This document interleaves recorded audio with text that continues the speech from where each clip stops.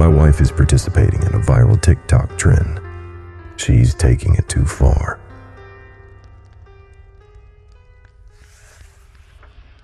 Oh, that's so creepy, my wife Anna shouted. I know, right? One of my coworkers sent it to me, Lori said, her attention stuck to the screen. They locked eyes, malicious smirks inching across their faces. Wanna try it? Definitely, Lori replied as the sisters shifted their focus to me. I'm kinda scared to ask, but what are you trying exactly?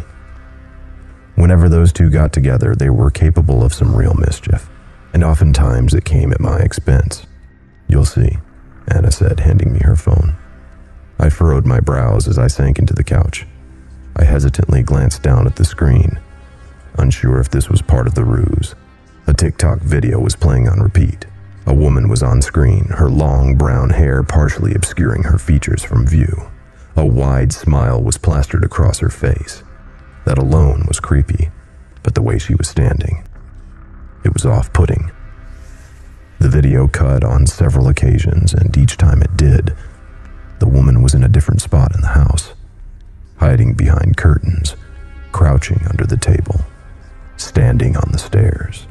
All the while, that same manic grin never left her lips, not even once.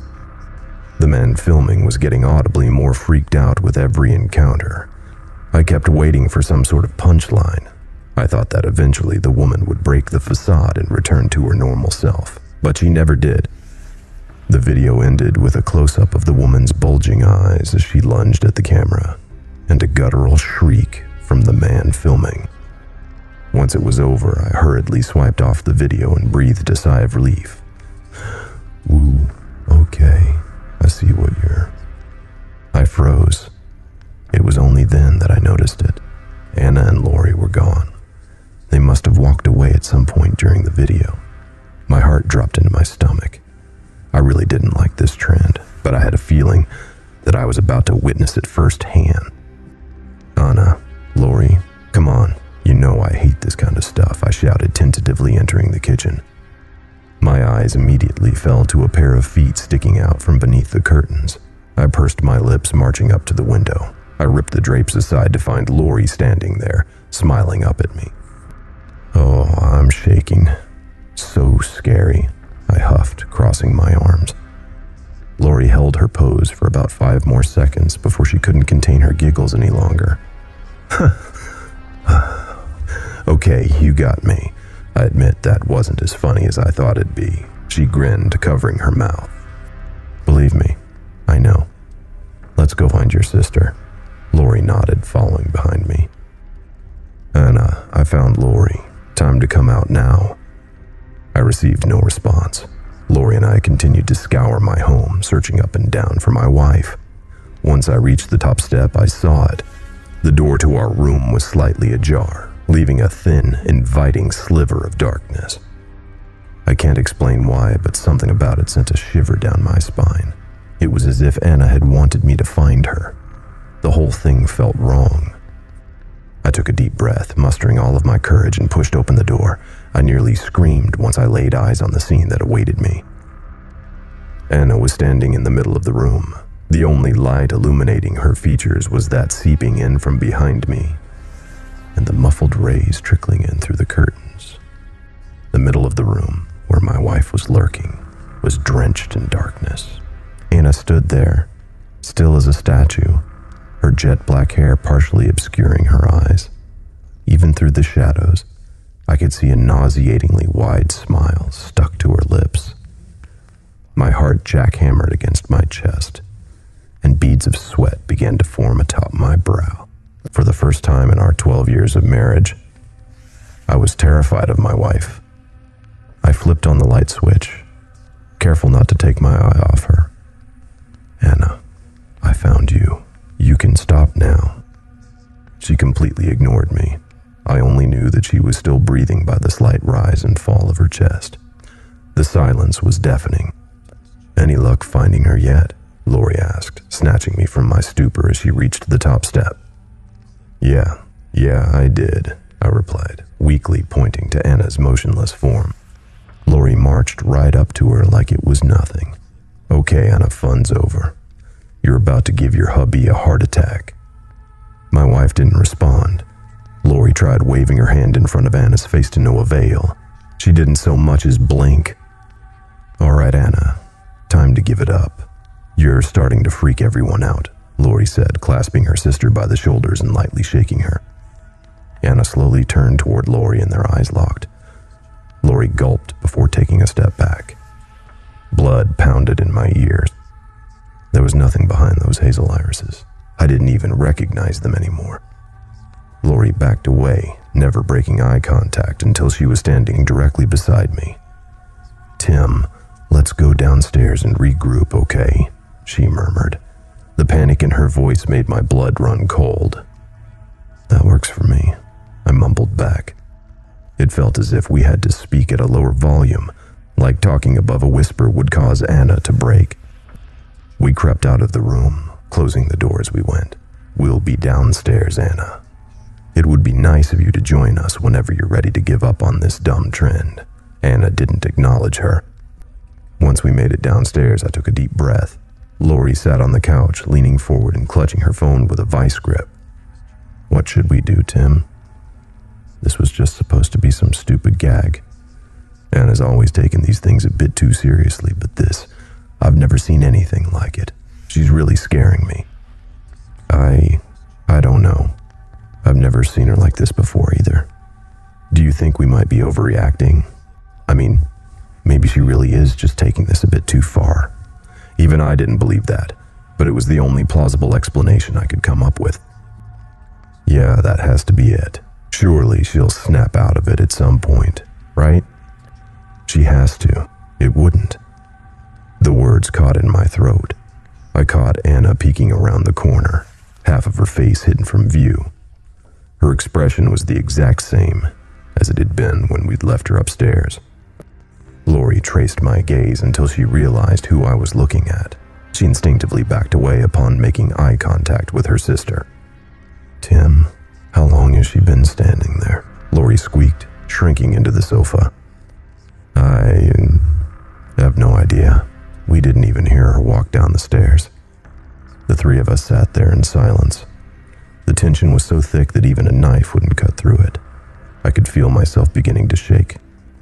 Tim, I really hate to do this to you, Lori began, turning towards me, but I can't take this anymore. It's too much. I'm going home. Call me if there's anything I can do. And please try to get Anna some help, if you can, she uttered, grabbing her purse. I could feel the color drain from my face. Lori, please don't leave me alone with her. I don't know how to handle this. I'm sorry. I feel bad, believe me, I do. But it's getting late and my kids have school tomorrow. I shouldn't have even stayed for this long. I nodded, my bottom lip beginning to quiver. All I could muster was a week, okay? Lori beelined for the door, straight past her immobile sister. Anna didn't even twitch. Instead, she opted to remain watching me the entire time. Once the door slammed shut, the pit in my stomach grew even deeper. I was at a loss for words. My wife and I stood there in a sickening staring match, neither of us blinking. The smile on her face never wavered. In fact, once that door shut, I could have sworn that I saw it stretch just a little bit wider. I don't know if it was the stress, or the fear, or Lori's sudden betrayal, but something in me snapped. This was silly. Anna was obviously still running with that stupid Tik Tok challenge, and I was feeding into it, hook, line, and sinker. I started to get angry. All right, Anna, stand there for as long as you want. I don't care. When you're ready to talk about this like adults, I'll be finishing up some work on my laptop. She didn't respond. My wife just kept staring at me with that same Cheshire grin plastered to her lips. Fine by me. I was done buying into whatever she was playing at. I sank down into my armchair and picked up my laptop, careful to keep Anna in my peripheral vision. Something deep down told me that I needed to keep her in my line of sight. I opened my laptop, trying to distract myself from Anna's strange behavior by doing some research for an article I was writing, but I just couldn't seem to get it together. It's almost impossible to focus on a task when you can feel someone looking at you. I sighed. 30 minutes later, and I hadn't digested a single word of anything I'd read. This was going nowhere. I was preparing to try to communicate with my stock-still wife again when I heard it. Something near the doorway skittered across the floor. I slowly glanced up to where Anna had been standing for nearly an hour. She was gone. I strained my ears, listening for anything that might clue me in as to where she went. The only sounds that I heard were my own labored breathing and the rapid pounding of my heart. My fingers quivered.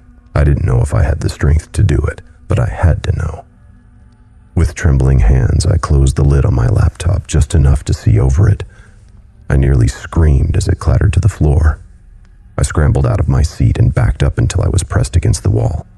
Anna was on all fours, frozen mid-stride. She smiled up at me, again staying still as a statue after I'd noticed her. Something instantly caught my attention. Her eyes. I'd never seen anything like them before. They were hungry, predatory, and I was their target.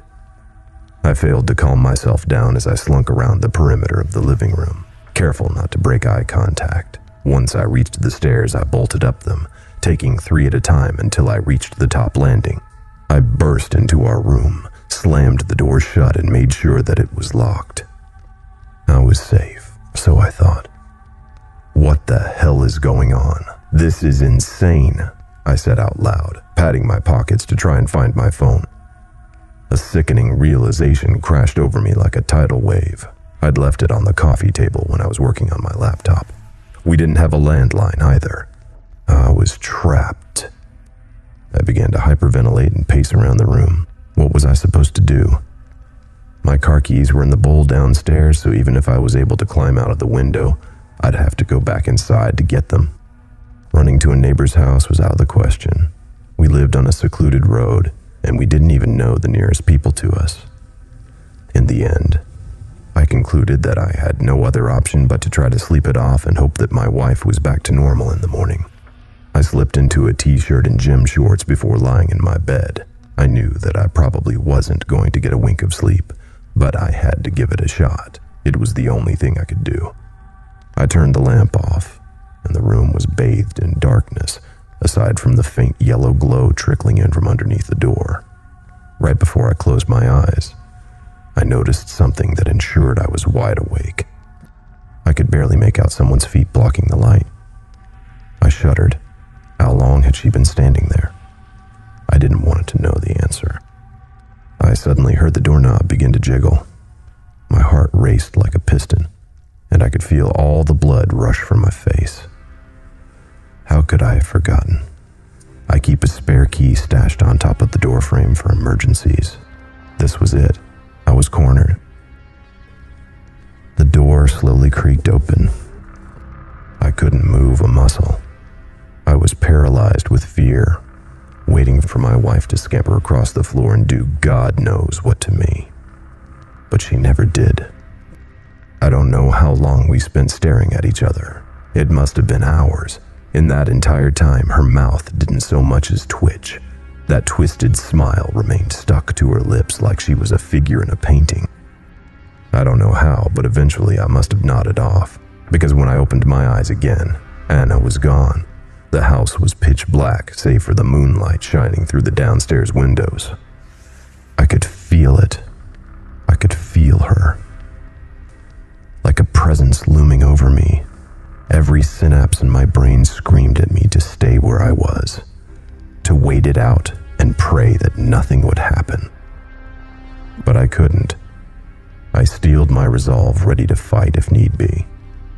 I flipped onto my back, fully expecting to find my wife hovering over me with some sort of weapon in hand. But she wasn't there. My eyes grew wide. I hurriedly scanned the room. I didn't find her. This was my chance. I crept to the door, stifling my breathing as much as possible. The house was eerily silent. Once I made it to the stairs, I peered down them, squinting to see in the dark. The coast was clear. I tiptoed down each step, avoiding the creaky ones to the best of my ability. I felt nauseated. I I could feel eyes on the back of my neck wherever I went, like I was a lamb being led to the slaughter in the supposed safety of my own home. Once I reached the bottom, I peeked around the corner to the living room.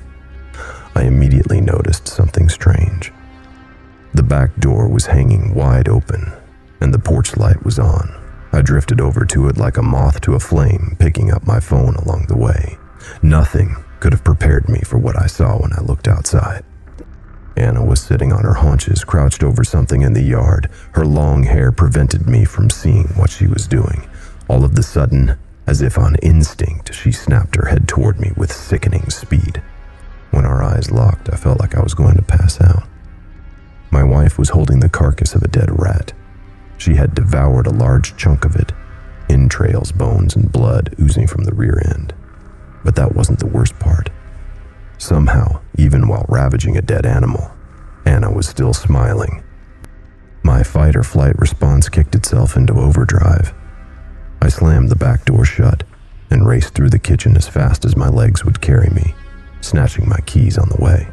I shot out the door at lightning speed, not bothering to close it behind me. I leapt into the driver's seat of my Chevy, and I stepped on the gas.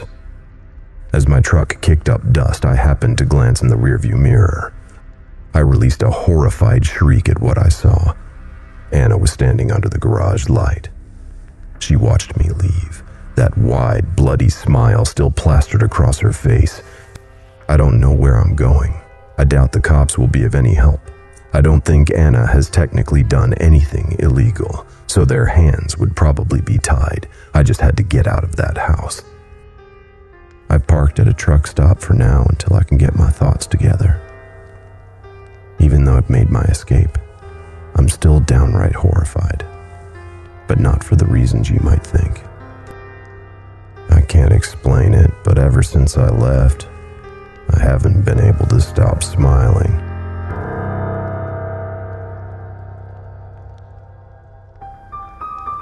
Thank you for listening and delving into the dark with me. I would be so grateful if you please click the thumbs up, subscribe, and leave me a comment.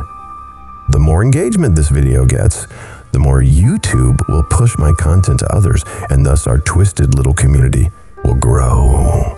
All stories read on this channel will be available on Spotify, iTunes, iHeartRadio, and many other podcast apps. Links are in the description. Thank you again for listening, and I look forward to hearing from you.